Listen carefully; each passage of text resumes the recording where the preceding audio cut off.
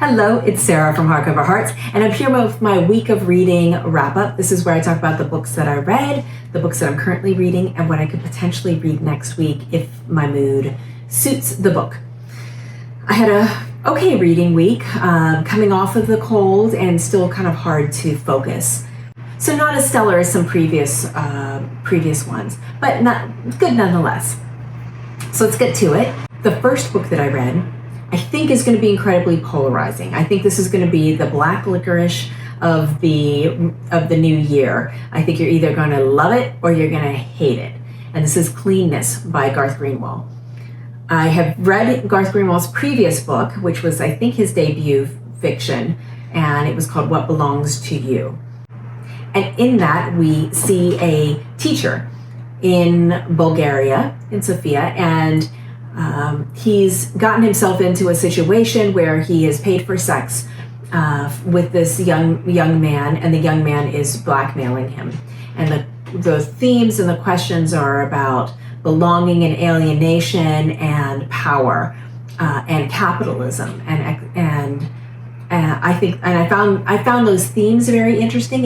Even if I didn't necessarily like the execution in the book, I thought it was okay, and I thought it had potential.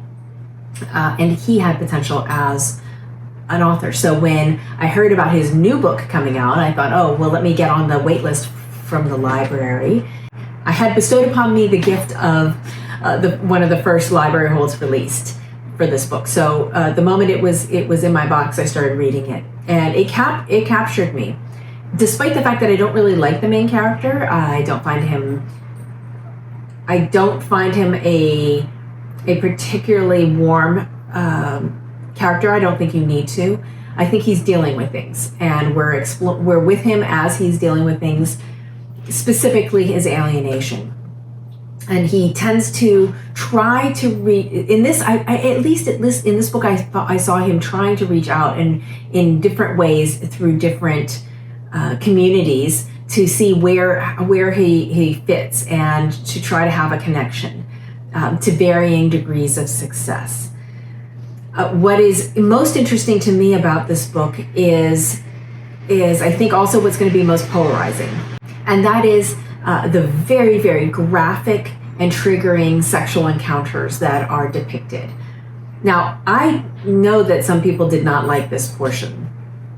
It didn't bother me. I think I have a very high tolerance for sexually explicit material, but even in that, there was a lot of triggering material because consent is something that is expected in these scenes and is withdrawn by the person in power and in different ways. And I think that is really hard to read, but I found it really interesting because I think that he was able to discuss a transformation of this character and how each of these experiences have allowed him to think differently and recognize his own boundaries and his own sense of self,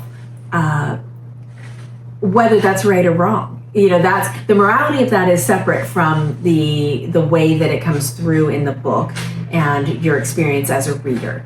You're in his head as well as in his body as he's talking about how things feel and how physically as well as emotionally and psychologically.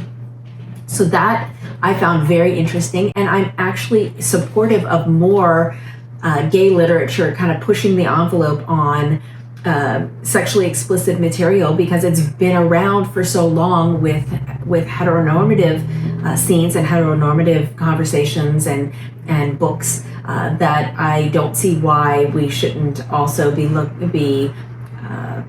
okay with something like this. Now, whether you believe that this was well done is a completely different story, or if this even spoke to you. That's where I think we're going to get that polarized view. For me, I found it very interesting, and I'm still thinking about it. Now, he is going to be coming to speak in San Francisco at a book event with Esme Wong of the Collected Schizophrenias. So I'm very interested in going to see and hear him talk. So we'll see. Again, this is going to be one that I think is going to polarize a lot of people. The next book, this is something that I found and I put in my catch and release video. This is my experiences, my lesbian experiences with loneliness. And you can see the cover right there. And this is by Kabi Nagata. I will say I wanted to like this more than I did. I thought the art was very well done. I think the subject matter was interesting. My challenge is that this left me incredibly anxious. The anxiety of the main character is palpable, and it really comes across in the drawings as well as in the material. And I felt that there was a lot of spiraling of similar fears and triggers, which I get. That's the mental illness that she exhibits and experiences. It just was hard for someone who doesn't have that specific mental illness to read. I think it's important to read own voices. I think I mentioned this in my other video, specifically for mental illness, so you can have a better understanding of their experience. Glad I read it, but I'll be selling this back. And then the last thing I just finished this morning, Wives and Daughters by Elizabeth Gaskell. So let me say, I enjoyed this. I really did. I really enjoyed this. But it's no North and South. I'm sorry. North and South, all of the ways that I was surprised by North and South did not occur here. This is more of what I expect from a period piece of this time. A beautiful story, interesting, deep characters, kind of the expected trials and tribulations and comedies of errors that happen to get someone to their intended. All of those things rang true, and it's beautifully done. It is this. There's no shame. This is an excellent book, but North and South had that extra. It had the class conflict that was so well rendered, and it had the subversion of the love affair. It just had more. It had more for me. So North and South remains my favorite Gaskell, but this is a strong second. Then let's talk about what I'm currently reading. So continuing to fail on the buddy read, but I have another week left.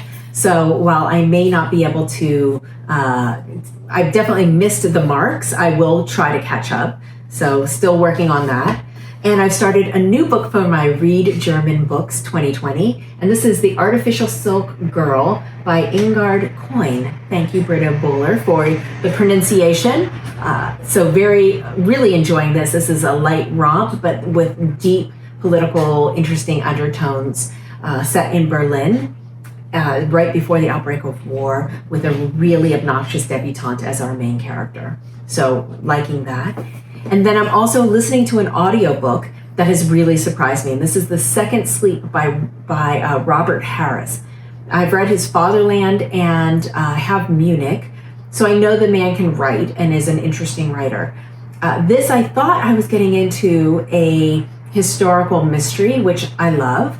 So the story starts with a very young novice priest who has to go to this village because an older priest has died, and he has to bury him and perform rites, only to find out that he may have been murdered, which is already in and of itself, okay, sold, good.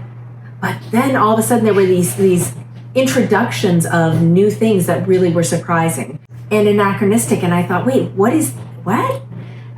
Only to realize that this is actually set after a horrible catastrophe happens in the year 2035.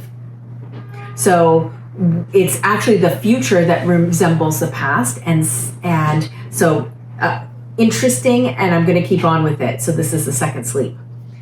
And then Mood Reading Roulette. So I really want to participate in the Persephone read-along that's going to be happening this weekend. So I might grab one of my Persephones. I don't know yet which. I'm thinking it might be High Wages or one of the Dorothy Whipples that I have, but we'll see.